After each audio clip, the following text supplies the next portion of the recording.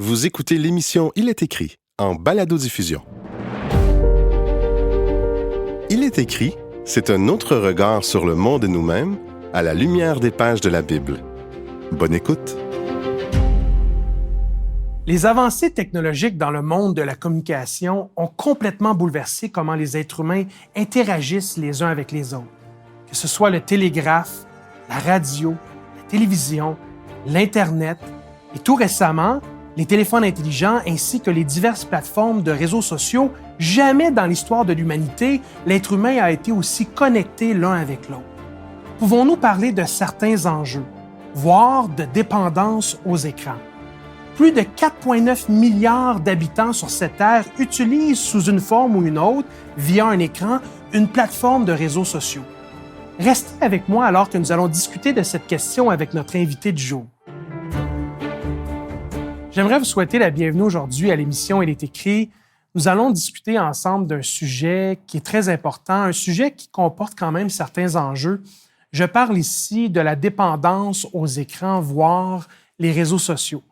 J'ai invité à l'émission aujourd'hui Dr Marianne Lemay, avec qui nous allons pouvoir nous entretenir et parler de ce sujet ainsi que des enjeux qui s'y rattachent. Bonjour, Dr Lemay. Bonjour.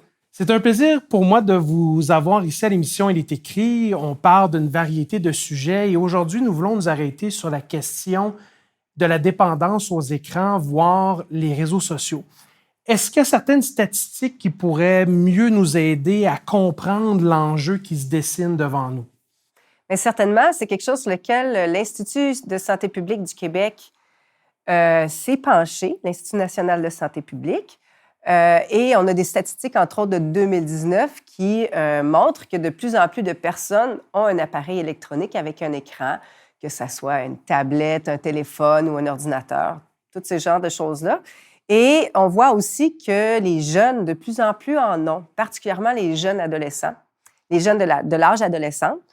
Et puis, on voit que ça peut être important d'avoir ces appareils-là parce que de plus en plus, on a besoin d'être connecté, d'avoir ces outils-là pour pouvoir travailler, faire nos devoirs, prendre des rendez-vous en ligne. On sait aujourd'hui, entre autres, le réseau de la santé, beaucoup Clic Santé au Québec. Donc, c'est important, mais ça peut aussi engendrer son lot de problèmes, en effet. Donc, on est dans une situation assez particulière parce que, en quelque part, que ce soit les tablettes, les téléphones intelligents, les PC, les laptops, les ordinateurs, peu importe, ce sont des outils qui sont indispensables au niveau professionnel et même au niveau académique. Vous avez parlé des devoirs. Certains étudiants d'âge scolaire qui ont des troubles d'apprentissage utilisent des logiciels comme antidote pour les aider dans leur apprentissage.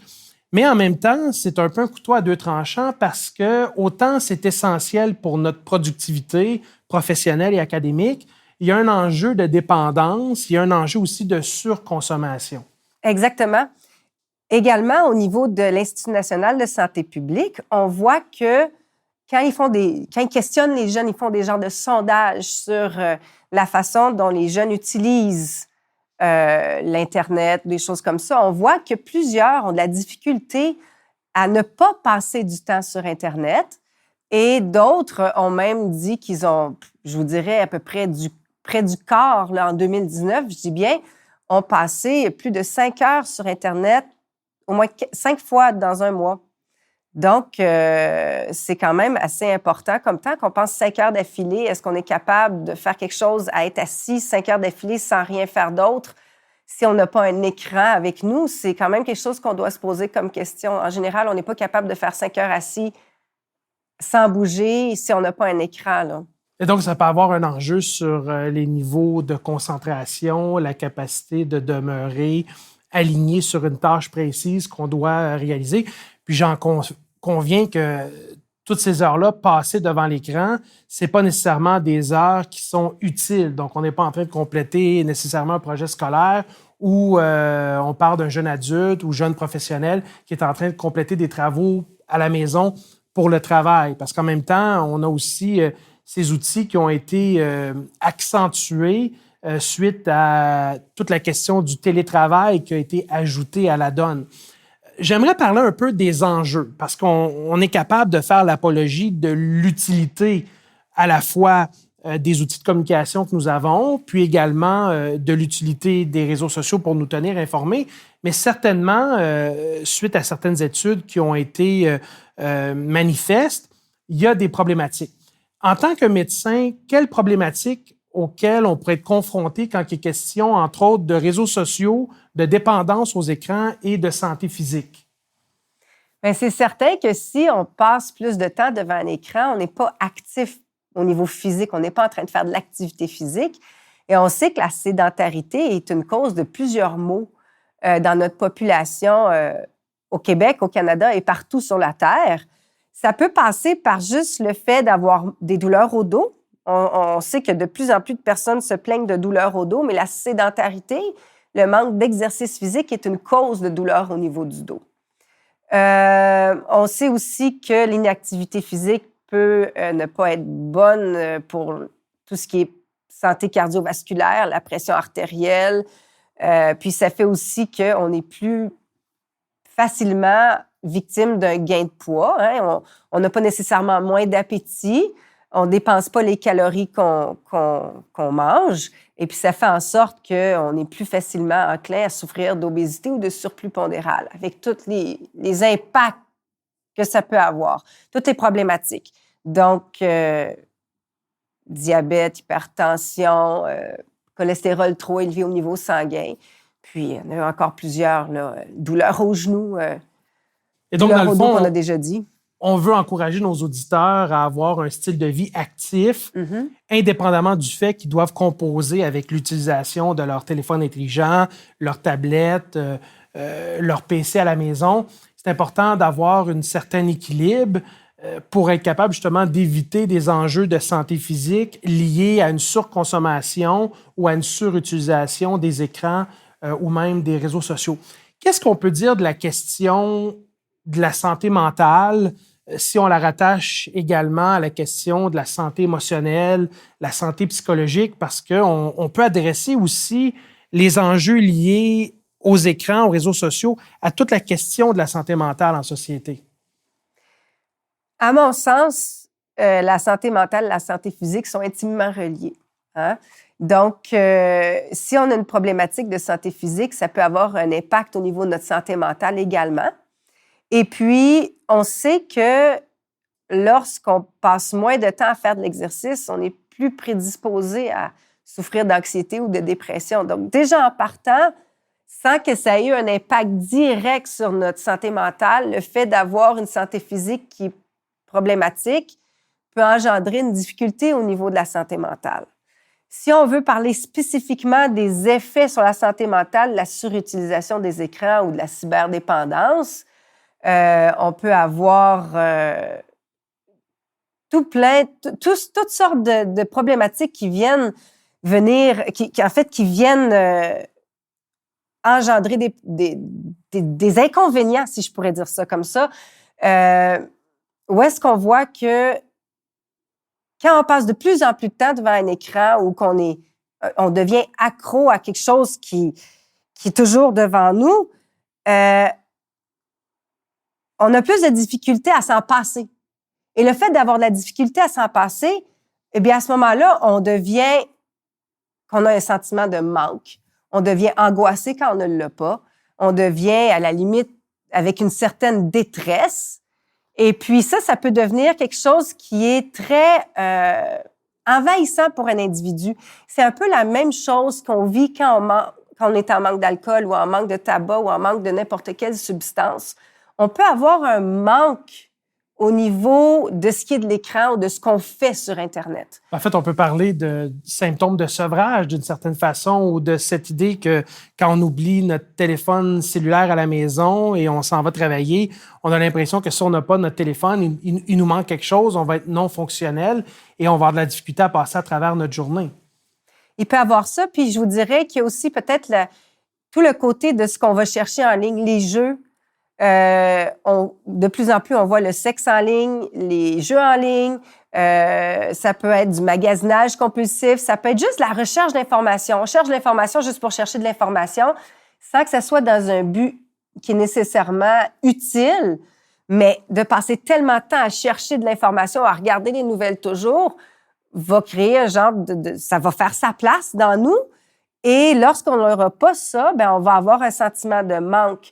Donc, il y a plusieurs éléments qui viennent en sorte, qui viennent en ligne de compte, qui font en sorte que on peut avoir de la difficulté à vivre sans nos activités, soit sur écran, soit par Internet. Et les écrans, par l'entremise de l'Internet et l'accessibilité via les réseaux sociaux, ont accentué certaines dépendances, ou du moins les ont rendues davantage disponibles ou accessibles. On peut parler, vous avez parlé de sexe en ligne, on peut parler de pornographie, on peut parler des jeux du hasard, on peut parler aussi d'une perte de temps dans la surconsommation de banalité qui, en fait, n'apporte rien d'utile à l'individu qui la consomme, un peu un passe-temps, mais en même temps, ce temps-là qui est utilisé à perte aurait pu être investi ou mieux investi dans des relations sociales constructives. Puis en même temps, je me positionne devant les réseaux sociaux en me disant, ayant moi-même des enfants,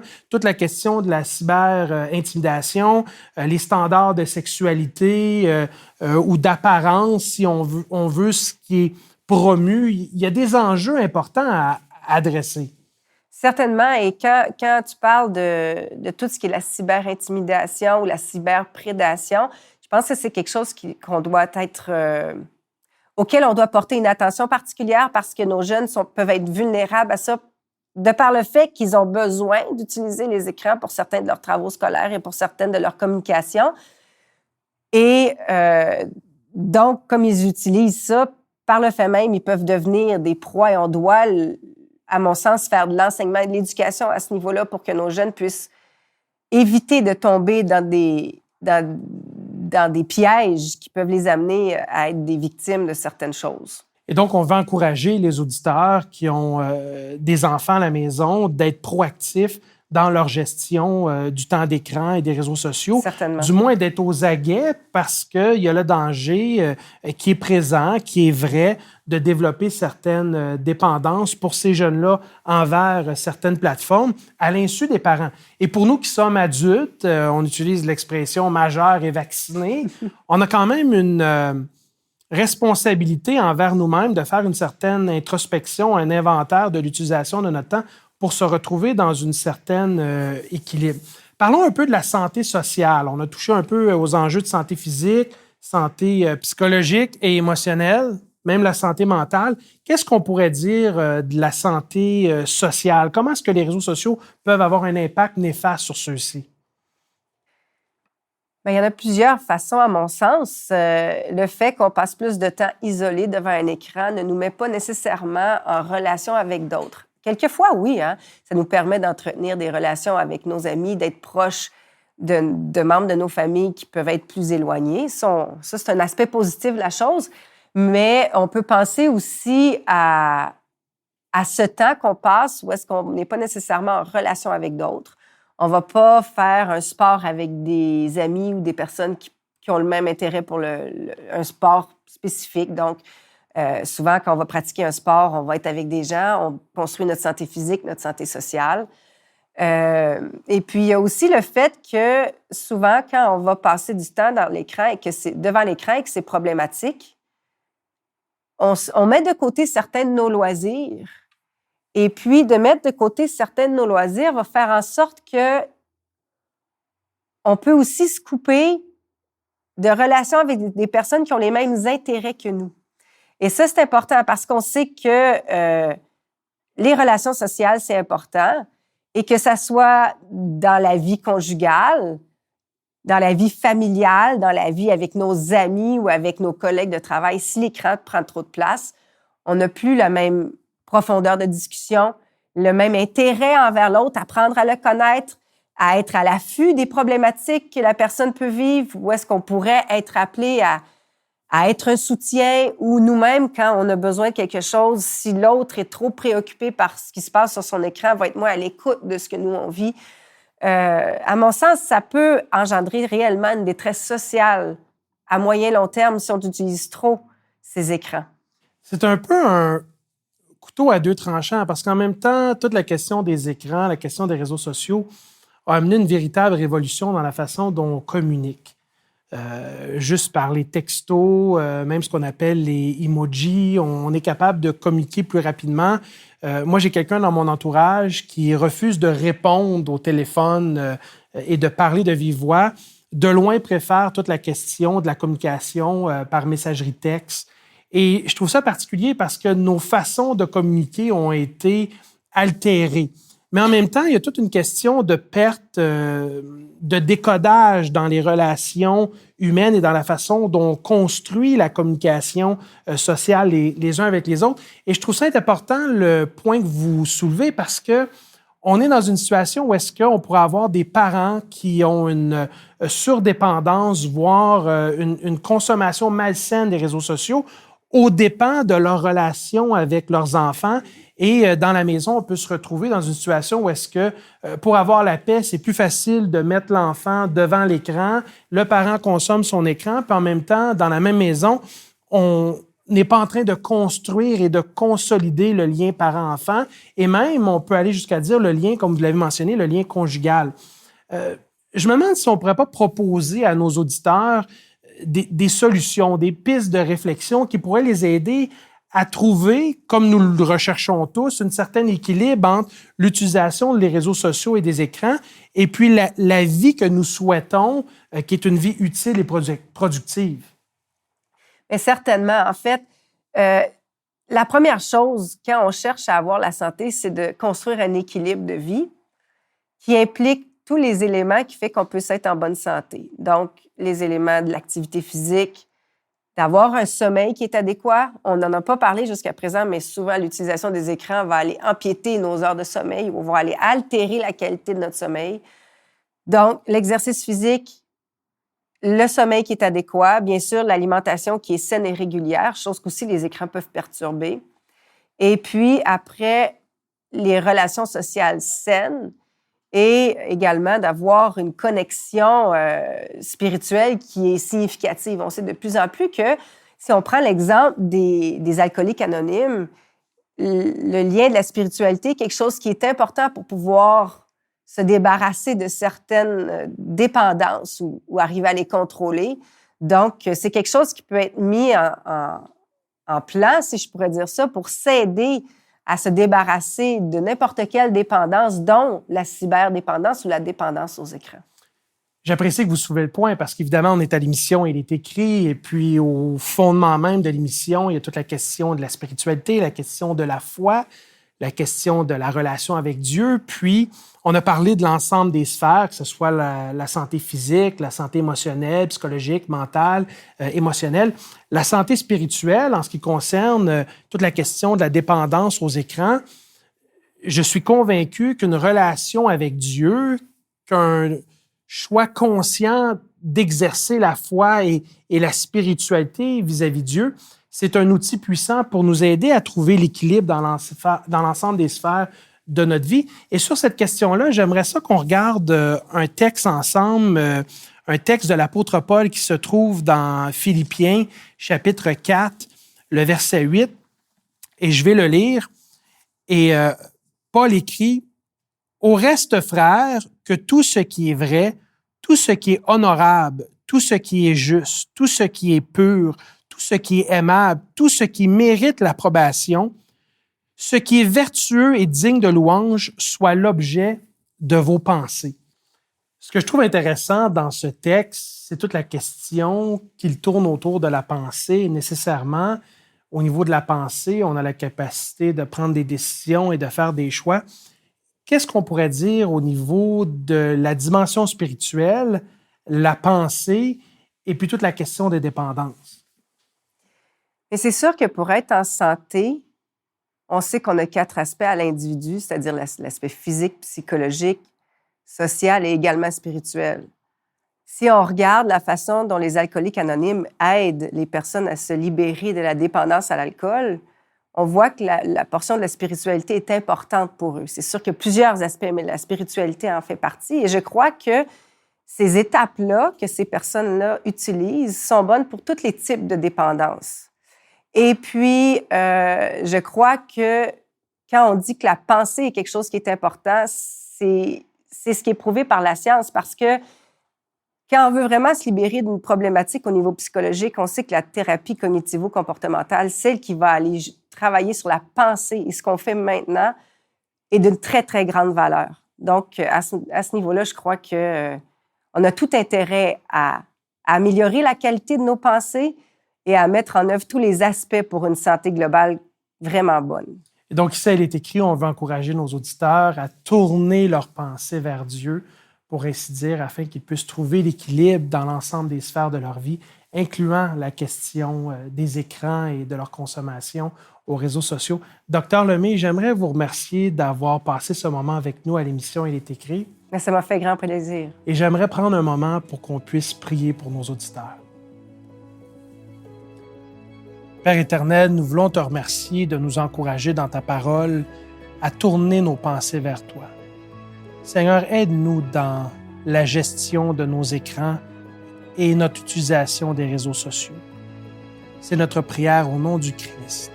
Amen.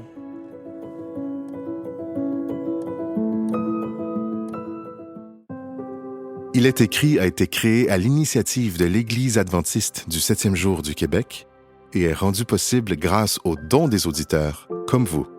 Vous pouvez soutenir Il est écrit en visitant ilestécrit.tv. Maintenant, place à la question de la semaine. Et maintenant, je veux passer à un segment qui est très important, vos questions. Marie nous écrit une excellente question lorsqu'elle a écrit « Si Jésus-Christ venait demain, que me faudrait-il faire pour faire partie de son Église en dehors de croire? » Eh bien, Marie, j'ai une mauvaise nouvelle. Il n'y a pas grand-chose que l'on puisse faire en dehors de croire. Et ça, c'est un auteur aux États-Unis, un évangéliste, prédicateur, auteur, le décrit comme la mauvaise nouvelle de la bonne nouvelle, la mauvaise nouvelle de l'Évangile. Et qu'est-ce que l'auteur veut dire par là? C'est que l'on puisse accepter le salut comme un don de Dieu.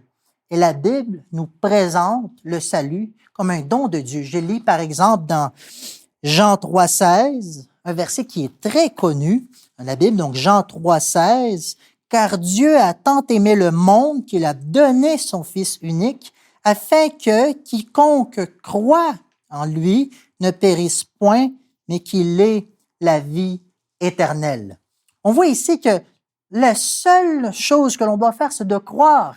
Et la Bible, en fait, nous invite à croire en Dieu. La Bible est un cri de la part de Dieu d'attirer notre attention et dire « Croyez en moi, croyez en moi ». On lit dans le Nouveau Testament que Dieu a déjà travaillé pour nous sauver. Il travaille présentement pour nous sauver et il travaillera pour nous sauver. Ça, c'est l'enseignement biblique. Et donc, en dehors de croire, je pense qu'il n'y a pas grand-chose que l'on puisse faire. C'est simplement accepter le salut que Dieu nous offre. Je veux cependant lire un autre passage de Paul, cette fois-ci, que l'on retrouve dans 2 Timothée, le chapitre 4, et le verset 7 et 8. Un passage très important. « J'ai combattu le bon combat, j'ai achevé la course, j'ai gardé la foi. Désormais, la couronne de justice m'est réservée. Le Seigneur, le juste juge, me la donnera dans ce jour-là. Et non seulement à moi, mais encore à tous ceux qui auront aimé son avènement. » Une des choses que l'on peut faire alors qu'on a déjà accepté le salut que Dieu nous donne, c'est de nous pouvoir attendre le retour de Jésus, de pouvoir avoir cette espérance de rencontrer Jésus face à face. Et ce passage nous indique qu'au-delà de croire, ce que l'on peut faire, c'est aimer ce moment où est-ce qu'on va rencontrer Jésus face à face. Donc, merci Marie pour ta question. Je encourage plusieurs d'entre vous à nous écrire. Ainsi, on va pouvoir continuer ce dialogue. Je vous souhaite une belle semaine. Nul doute que les réseaux sociaux sont des outils puissants de communication. Si vous éprouvez de la difficulté à retrouver l'équilibre avec ceux-ci, je vous invite à vous tourner vers Dieu qui seul peut vous aider. J'aimerais vous inviter à être des nôtres pour une prochaine émission d'Il est écrit. Mais souvenez-vous, il est écrit, l'homme ne vivra pas de pain seulement, mais de toute parole qui sort de la bouche de Dieu. Cette émission était animée et préparée par Patrick Dupuis, avec Daniel Vuillaume à la réalisation, Franco Valentino à l'enregistrement et la post-production sonore et Lydia Matveev à la script édition et télésouffleur. Laissez-nous vos commentaires, questions et suggestions sur ilétécrit.tv. Si vous avez apprécié ce balado, partagez-le.